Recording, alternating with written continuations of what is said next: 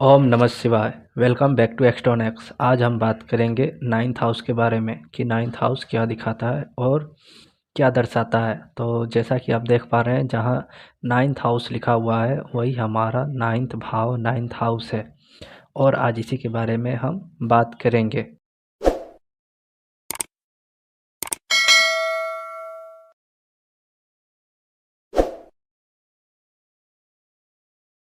Ninth भाव ninth भाव को भाग्य भाव कहते हैं, यानी लक। लक का भाव इसलिए कहते हैं क्योंकि ये जुपिटर का हाउस होता है। पितरों का हाउस नाइन्थ भाव को कहते हैं, इसलिए यहाँ से हम पिता को देखते हैं। पितरों का आशीर्वाद यानी लीनिएज, वंश को हम नाइन्थ हाउस से देखेंगे। नाइन्थ भाव हमारा वंश है, सेकेंड हाउस हमारा कुटुंब है, वहाँ से अष्टम यानी 8 आगे गिनेंगे तो नाइन्थ हाउस आता है।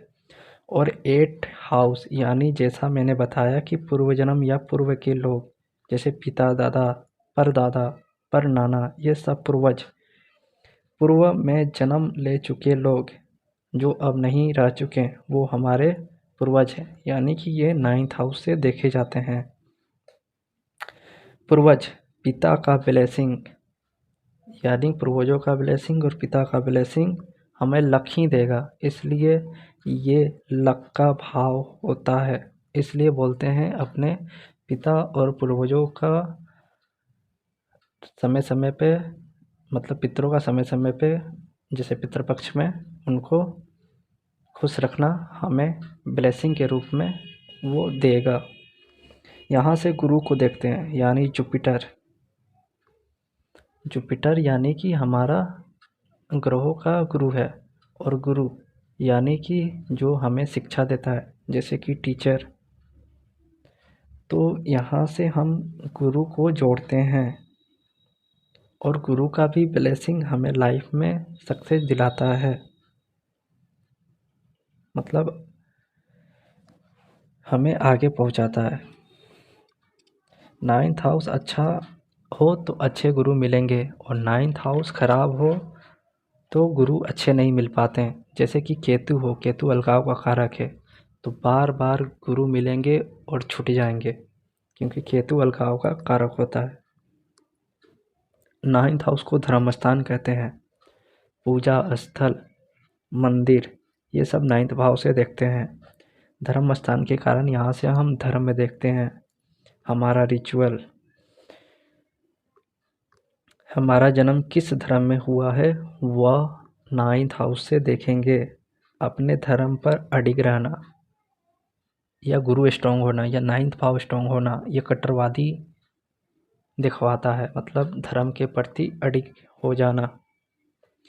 राहु नाइन्थ हाउस में हो या नाइन्थ लॉर्ड अष्टम में हो तो धर्म परिवर्तन करते हुए देखे गए हैं। इनको अपने धर्म में इंटरेस्ट भी नहीं होता, ये अदर कल्चर पे ज़्यादा इंटरेस्ट दिखाते हैं।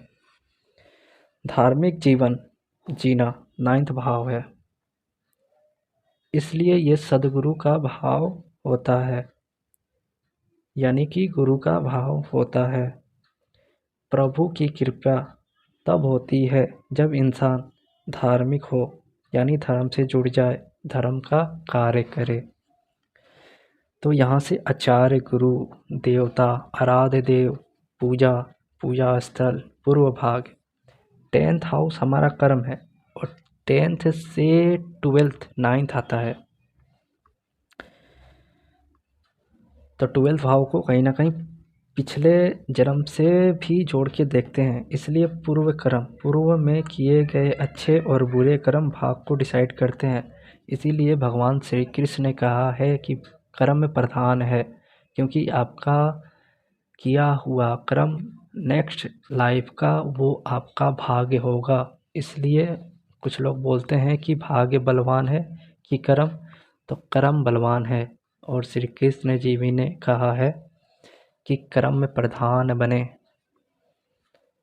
तप और सत्यकर्म, उत्तम वंश का विचार 9th भाव से देखते हैं।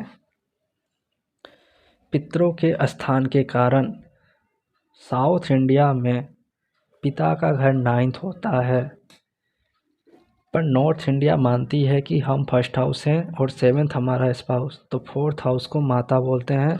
तो ठीक सामने पिता का हाउस मानेंगे, यानी कि जहाँ तक का पिता होगा 4th हाउस उसकी माता, तो उसका स्पाउस ठीक सामने 7th यानी 10th घर, तो वो जहाँ तक का पिता। ज्ञान, उच्च ज्ञान, विद्या भाव 9th हाउस से देखते हैं। पोस्ट ग्रेजुएशन या मास्टर डिग्री ये 9th हाउस से लिया जाता है। तीर्थ यात्रा, दूर की यात्रा, लॉन्ग ट्रेवल और तीर्थ पे जाना, ये सब 9th भाव देखते हैं, मतलब 9th भाव से देखते हैं। Second wife, husband, spouse 9th भाव से देखते हैं। जैसा कि मैंने 7th भाव में बताया था कि 7th हाउस फर्स्ट स्पाउस होती है। और पहले के ज़माने में लोग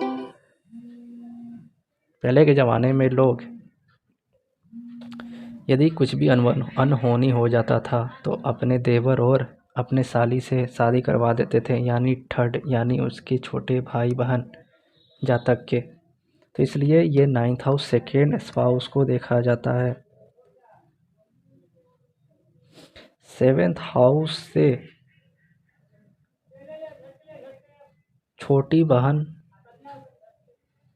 छोटा भाई यानी स्पाउस का देखा जाता है। इसलिए साला, साली, देवर और देवरानी या ननद, देवरानी थर्ड हो जाएगा, ननद यहाँ से जोड़ के देखेंगे। भाभी, जीजा छोटे वाले यहाँ से जोड़ के देखे जाएंगे। बड़े वाले को 5th हाउस से जोड़ के देखें, क्योंकि 11th हाउस बड़े भाई बहन का होता है, उससे 7th भाभी जीजा होगा। तो छोटे भाभी जीजा 9th हाउस से जोड़ के देखे जाएंगे। बॉडी पार्ट में जांग, यकृत,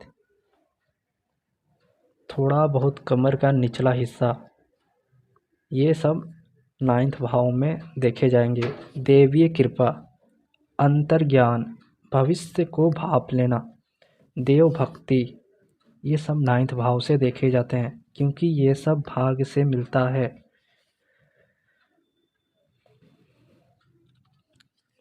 सहयोग यानी किसी का सहायता, ये 9th हाउस से देखते हैं, इसीलिए इसे ब्लेसिंग का भाव बोला गया है। किसी की ब्लेसिंग मिलना यानी सहयोग मिलना, देवीय शक्ति, देवीय कृपा, ये 9th हाउस है।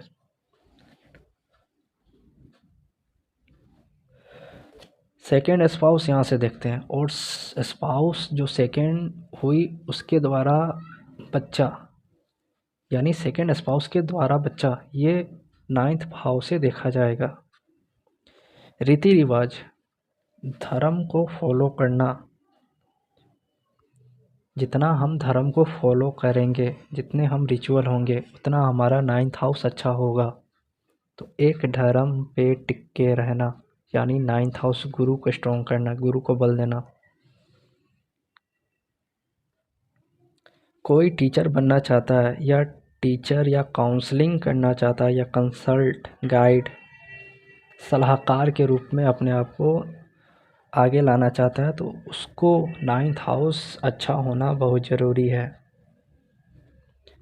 पब्लिकेशन, किसी भी पुस्तक या किसी भी चीज़ का पब्लिकेशन कराना, पब्लिकेशन से जुड़ा हुआ भाव ये 9th हाउस है। अचानक शुभ घटना, अच्छे अच्छे कार्य का होना, यानी कि ये लक्ष्य ही होता है अच्छे अच्छे कार्य, इसलिए 9th हाउस से इसको जोड़ के देखते हैं।